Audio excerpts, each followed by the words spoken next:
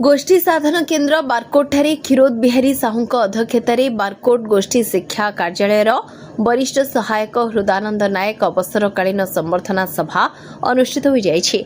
सभारे मुख्य अतिथि भावे वरुण कुमार प्रधान गोष्ठी शिक्षा अधिकारी बारकोट, मुख्य वक्ता भावे भवेश कुमार सुहुला, सम्मानित अतिथि भावे विजय कुमार साहू अतिरिक्त गोष्ठी शिक्षाधिकारी बारकोट और निरंजन कुमार साहू वरिष्ठ साधन केन्द्र संयोजक तिलैमाल जोग देथिले। श्री नायक 1997 मसीह कनिष्ठ सहायक भावे योगदान करी 30 वर्ष कार्य करी वरिष्ठ सहायक भावे अवसर ग्रहण करथिले।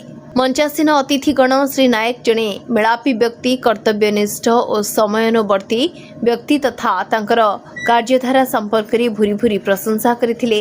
विदायकालीन सभाटी को बारकोट ब्लॉक रो समस्त 17 जन साधन केन्द्र संयोजक तथा गोष्ठी शिक्षा कार्यालय रो समस्त कर्मचारी आयोजन करथिले। समस्त वक्ता माने विदायी श्री नायकंकर अवसरकालीन जीवन सुखकर और निरामय हेउ बोली श्री जगन्नाथଙ୍କ चरण कमଳରେ निवेदन करथिले। कार्यक्रम परिचालनारे सहयोग करथिले जदुमणि बेहेरा, सुरेश चंद्र साहू, कान्हूचरण बेहेरा, डॉलीराणी विश्वाल तथा सुजित कुमार दास। विदायी वरिष्ठ सहायक श्री नायकଙ୍କୁ मानपत्र उपढौकन सह फूलतोड़ा दे सम्मानित करा जायथिला।